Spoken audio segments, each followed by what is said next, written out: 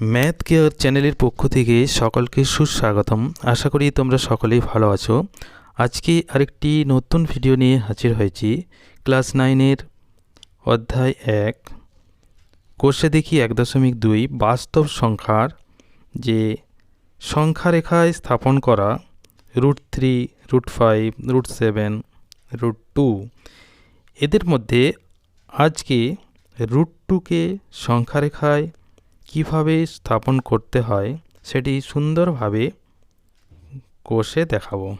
তো চলো শুরু করা যাক আজকের ভিডিওটি শুরু করার আগে তোমাদের কাছে একটি ছোট্ট অনুরোধ, যদি তোমরা এই চ্যানেলটিতে নতুন হয়ে থাকো তাহলে অবশ্যই সাবস্ক্রাইব করে পাশে থাকবে এবং বেল আইকনটি দাবিয়ে নোটিফিকেশান অল করে রাখবে, যাতে করে এই রকমের ভিডিও পরে যখনই আপলোড করব তোমার কাছে নোটিফিকেশান সবার আগে সবার প্রথম চলে যাবে। আর যারা আগে থেকে চ্যানেলটিকে সাবস্ক্রাইব করে রেখেছো তাদেরকে অসংখ্য ধন্যবাদ। চলো শুরু করা যাক আজকের ভিডিও। √2কে সংখ্যা রেখায় স্থাপন করব। √2কে সংখ্যা রেখায় স্থাপন করার আগে আমাদেরকে কয়েকটি বিষয় সম্পর্কে সঠিকভাবে জানতে হবে, যেটি আমরা আগেও জেনেছি। যে পিথাগোরাসের উপপাদ্য থেকে আমরা জানি অতিভুজ স্কোয়ার সমান লম্ব স্কোয়ার প্লাস ভূমি স্কোয়ার। পিথাগোরাসের উপপাদ্যটি শুধুমাত্র সমকোণী ত্রিভুজের ক্ষেত্রেই প্রযোজ্য হয়, এটা আমরা জানি। এখানে আমি ABC একটি সমকোণী ত্রিভুজ এঁকেছি। এই সমকোণী ত্রিভুজের লম্বকে যদি 1 একক ধরে নিই, ভূমিকে যদি 1 একক ধরে নিই, তাহলে লম্ব স্কোয়ার প্লাস ভূমি স্কোয়ার সমান কত আসবে? লম্ব স্কোয়ার 1 স্কোয়ার যুক্ত ভূমি স্কোয়ার 1 স্কোয়ার সমান 1 যুক্ত 1 সমান 2। এই 2কে তাহলে অতিভুজ স্কোয়ার পেয়ে যাব, 2 সমান অতিভুজ স্কোয়ার সমান 2 যদি হয় তাহলে অতিভুজ কত? √2। তাহলে √2 হোল স্কোয়ার সমান অতিভুজ স্কোয়ার। তাহলে এখান থেকে আমরা পেলাম √2 হচ্ছে অতিভুজ, তাহলে অতিভুজ সমান √2 একক। এবার আরেকটি বিষয় আমাদেরকে এখানে জানতে হবে, সেই জন্য এখানে আমি একটি বৃত্ত এঁকেছি। এখানে ও কেন্দ্রীয় একটি বৃত্ত এঁকেছি। এই ও কেন্দ্র থেকে পরিধি পর্যন্ত বৃত্তের যতগুলি সরলরেখা অঙ্কন করা যায় প্রত্যেকটিকে বৃত্তের ব্যাসার্ধ বলা হয়, এবং সেই ব্যাসার্ধগুলির মাপ প্রত্যেক ক্ষেত্রে কিন্তু একই হয়। ওপি যদি 2 সেন্টিমিটার হয়, ও কিউ 2 সেন্টিমিটার, আরও যদি আমি ব্যাসার্ধ অঙ্কন করি, অসংখ্য ব্যাসার্ধ অঙ্কন করা যায় জানি, প্রত্যেকটি ব্যাসার্ধের মান কিন্তু 2 সেন্টিমিটারই হবে। তাহলে ওপি এই ব্যাসার্ধের সমান দৈর্ঘ্য নিয়ে যদি আমি বৃত্ত আঁকি বা বৃত্তচাপ আঁকি, প্রত্যেক ক্ষেত্রে ব্যাসার্ধের মান কিন্তু একই হবে। এই ধর্মটিকে কাজে লাগিয়ে আমি √2কে সংখ্যা রেখায় স্থাপন করব। এইবার সংখ্যা রেখা প্রথমে আমি একটি অঙ্কন করলাম। এই সংখ্যা রেখায় 2 সেন্টিমিটারকে 1 একক আমি ধরে নিলাম। এইখানে যেমন শুরু করেছি, যদি 1 থেকে 3, 5, 7, 9, 11 ইত্যাদি ইত্যাদি চলে যাবে। এটি হচ্ছে সংখ্যা রেখা আমি অঙ্কন করলাম। এই সংখ্যা রেখার 0কে আমি এইখানে ধরে নিলাম, এটা হচ্ছে 0। তাহলে এইদিকে থাকবে ডান দিকে +1, +2, +3, +4 ডট ডট করে আরও থাকবে। একইভাবে সংখ্যা রেখার বাম দিকে থাকে -1, -2, -3, -4 আরও সংখ্যা থাকবে। এইবার এই যেখানে পেয়েছি 0 বা শূন্যর দাগ, এখান থেকে 1, এইটি তাহলে 2 সেন্টিমিটার, কিন্তু সংখ্যা রেখায় 1 একক। তাহলে এটি 1 একক, আমি এটির নাম দিয়ে দিলাম OA। এবার OA যদি 1 একক হয়, এ বিন্দুতে আমি প্রথমে একটি লম্ব অঙ্কন করছি। চাঁদার সাহায্যে প্রথমে লম্ব অঙ্কন করলাম। লম্ব অর্থাৎ 90 ডিগ্রি লম্ব একটি অঙ্কন করলাম। এই লম্ব থেকে, এই লম্ব যদি এখানে আছে A, আমি এটির নাম দিয়ে দিলাম AL। AL থেকে এইখানে যে 1 একক অর্থাৎ 2 সেন্টিমিটার, এই 1 এককের সমান করে AB অংশ কেটে নিলাম। এই OA দৈর্ঘ্য নিয়ে AB অংশ প্রথমে কেটে নিলাম। এই এবির দৈর্ঘ্য এবং ও এর দৈর্ঘ্য 1 একক, যেটি 2 সেন্টিমিটার। তাহলে সংখ্যা রেখায় 1 একক ও এ এবং ও বি। তাহলে লম্ব পেয়ে গেলাম 1, ভূমি পেয়ে গেলাম 1। এইবার আমাকে অতিভুজ অর্থাৎ ও বি যোগ করে দিলাম, ও বি এখানে যোগ করে দিলাম। তাহলে ও এ বি যে সমকোণী ত্রিভুজটি উৎপন্ন হয়েছে, সেখানে ও বি হচ্ছে এই সমকোণী ত্রিভুজের অতিভুজ। এই অতিভুজের মান কত সেটা আমরা প্রথমেই পেয়েছিলাম, যে অতিভুজের মান √2।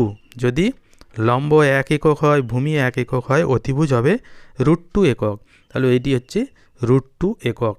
এই যে অতিভুজ ও বি পেয়েছি, এই ও বি অতিভুজের সমান দৈর্ঘ্যের ব্যাসার্ধ নিয়ে যদি আমি একটি বৃত্ত অঙ্কন করি, তাহলে সেই ব্যাসার্ধর মান √2।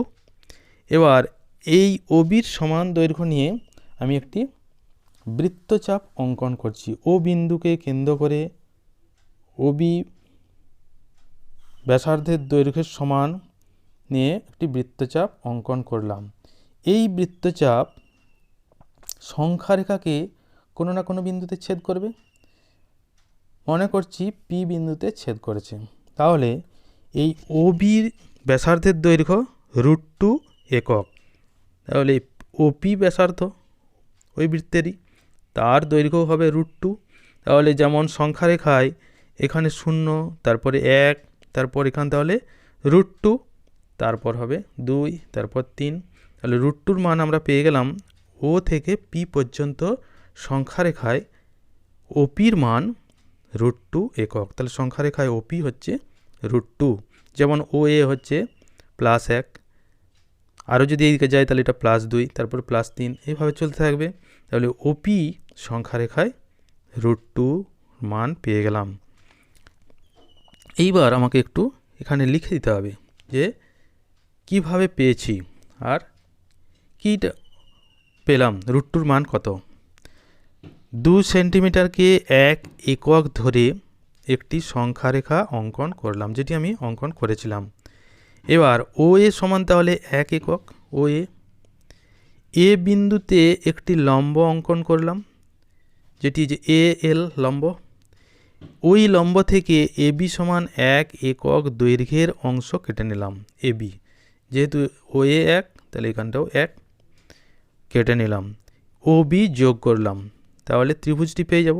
তাহলে ত্রিভুজ ও এ বি হলো একটি সমকোণী ত্রিভুজ, যার লম্ব এ বি সমান 1 একক এ বি, ভূমি ও এ সমান 1 একক এবং অতিভুজ ও বি সমান √2 একক। এবার ও বি দৈর্ঘ্যের সমান ব্যাসার্ধ নিয়ে বৃত্তচাপ অঙ্কন করলাম, যা সংখ্যা রেখাটিকে পি বিন্দুতে ছেদ করেছে, যে পি বিন্দুতে ছেদ করেছে। তাহলে ওপির দৈর্ঘ্য হলো √2, ওপি হলো √2 একক। সংখ্যা রেখায় ওপি হলো √2 এর মান। তাহলে সংখ্যা রেখায় যে √2-কে আমি স্থাপন করছিলাম, সেই √2-র মানটা সংখ্যা রেখাতে পেয়ে গেলাম, যার দৈর্ঘ্য ও পি। তাহলে এই ওপি হচ্ছে √2 এর মান, এটি সংখ্যা রেখায় স্থাপন করলাম। এই রকম একইভাবে √3, √5, √6 সব কিছু কিন্তু সংখ্যা রেখাতে খুব সহজভাবে স্থাপন করা যায়। এবার √3, √5, √6 যে কোনো সংখ্যাকে সংখ্যা রেখায় স্থাপন করতে বলতে পারে। এইবার এখানে আরেকটা বিষয় জেনে রাখতে হবে, সেটা হচ্ছে যে √2-র মানটা কোথায় হবে সংখ্যা রেখায়, সেটা একটু আগে জেনে নিতে হবে। কীরকম, আমরা জানি 1 স্কোয়ার করলে কত হয় 1, 2 স্কোয়ার করলে হয় 4, 3 স্কোয়ার করলে হয় 9। তাহলে এখান থেকে আমরা সহজে আরেকটা জিনিস জেনে যাব যে √1 যদি করি তার মান 1, √4 যদি করি তার মান হয়ে যাবে 2, আর √9 যদি করি তার মান হয়ে যাবে 3। তাহলে যখন এবার এই যে √1 হলো 1, √4 হচ্ছে 2, এর মাঝে যে সংখ্যা আছে অর্থাৎ √2, √3 তাদের মান কিন্তু 1-এর থেকে বড় এবং 2-এর থেকে ছোট, অর্থাৎ এই মাঝখানে যে কোনো জায়গাটায় অবস্থান করবে। তাহলে √2 √3 মান 2-এর থেকে বেশি কখনো হবে না, আবার 2-এর থেকে বেশি কখনো হবে না, আবার 1-এর থেকে কমও কখনো হবে না। এই যে সংখ্যা রেখায় আমি পেয়েছি, এখানে 1, এখানে 2, √2 কিন্তু এই জায়গাতে হয়েছে। একইভাবে √4 সমান 2, √9 সমান 3, এর মাঝে কিন্তু আর কোনো সংখ্যা যেগুলো আছে, অর্থাৎ √5, √6, √7, √8, এদের মান কিন্তু 2 থেকে 3-এর মধ্যে হবে, অর্থাৎ 2-এর থেকে বেশি, 3-এর থেকে কম। এইভাবেই সংখ্যা রেখাতে স্থাপন করব। এই একটি জিনিসও সম্পূর্ণভাবে জেনে রাখা দরকার, তাহলে আমরা জানতে পারবো যে সংখ্যা রেখায় কোন জায়গাতে √5, √6, √7, √8, আরও অন্য সংখ্যা √10 বলতে পারে, সেগুলো কোথায় অবস্থান করবে সেটা সংখ্যা রেখায় আমরা বসানোর আগে কিন্তু জেনে যাব, তারপর বসিয়ে সেই মানটি নির্ণয় করব। তাহলে আজকে এই পর্যন্তই। ভালো থাকবে, সবাইকে ধন্যবাদ।